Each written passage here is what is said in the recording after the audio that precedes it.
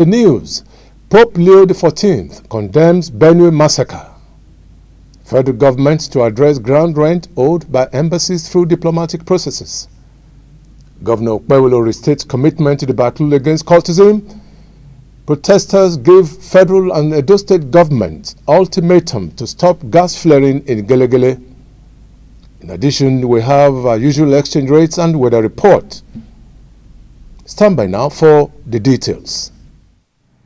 Welcome to the news on the hour on Providence Television International. I am Ugbebo Ikekwa. Pope Leo XIV on Sunday condemned the terrible massacre in Yelwata community of Benue State, where suspected headsmen carried out a brutal overnight attack, burning entire families, including toddlers, alive over the weekend. Minutes before the Angelus, the pontiff drew attention to the wanton killings in Benue State, stating that he was deeply worried about the bloodshed of scores of internally displaced Nigerians sheltered by the Catholic Church between Friday and Saturday. He called on President Bola Tinubu's administration to bring the attackers to book, stressing that security, peace, and justice must prevail. The federal government has stated that concerns over ground rent obligations involving several foreign embassies in the Federal Capital Territory will be addressed through established diplomatic processes. The assurance followed reports that the FCTA might take enforcement action, including the possible sealing of 34 embassies over unpaid ground rents dating back to 2014. According to a public notice from the FCTA, the embassies collectively owed over 3.6 billion naira in unpaid ground rent.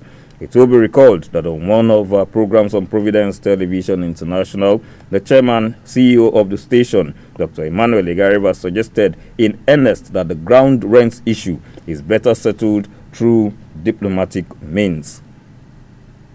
Edo State Governor Senator Monday Okpewolo on Sunday stated that God sent him to fight cultism in the state.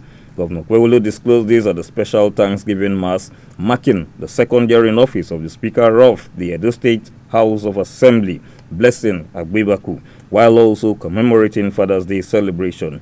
He emphasized that collective effort in the fight against cultism is necessary to make Edo State crime-free, urging citizens to report any suspicious activity to the relevant authority.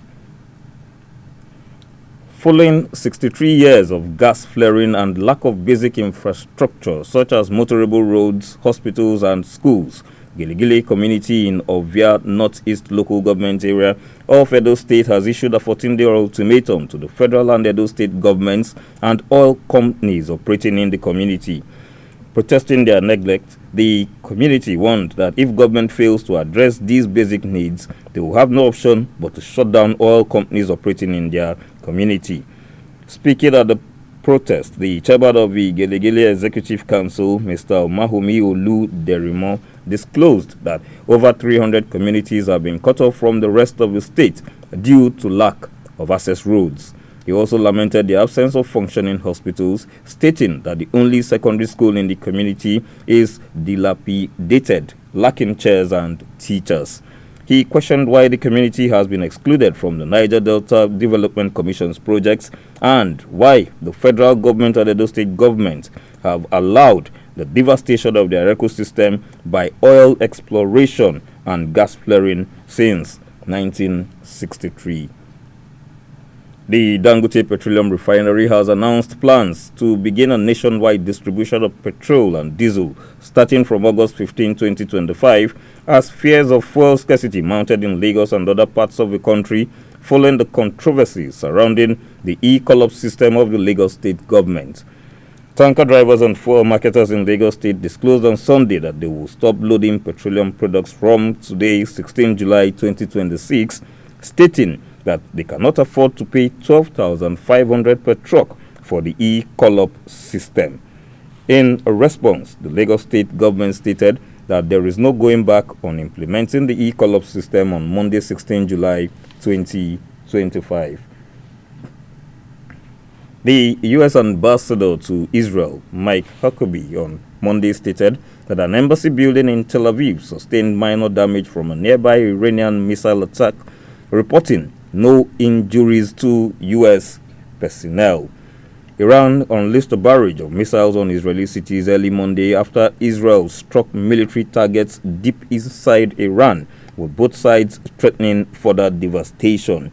Israel says its attacks have hit military and nuclear facilities, killed many top commanders and atomic scientists. However, the United States President Donald Trump has told Israel to back down from a plan to kill Supreme Leader Ayatollah Ali Khamenei. A 6.1 magnitude earthquake struck Peru on Sunday, leaving one person dead and 36 others injured as the tremor triggered landslides.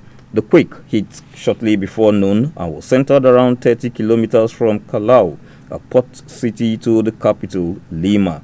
The Emergency Operations Center stated that the man died in Lima when a wall fell on the car he was driving, and in addition, 36 people were injured in Lima. Peru is home to 34 million people and lies on the Ring of Fire, a stretch of intense seismic and volcanic activity around the Pacific Basin. Turkish champions Galatasaray are optimistic about completing one of the boldest transfers in their history as they push to permanently sign Nigerian striker Victor Osimhen. They remain hopeful despite renewed interest from several top Premier League clubs, including Liverpool and Manchester United, who have held internal discussions over a potential move. However, Osimhen is keen on moving to England this summer, with the Red Devils having internal meetings to discuss the possibility of signing the attacker. Super Falcons goalkeeper Chiamaka Nnadozie has confirmed her departure from Paris FC after 5 years. Nnadozie joined the French club from Nigeria Women's Football League side River Rangers in 2020 and capped her time at the club by helping them win the Coupe de France Féminine.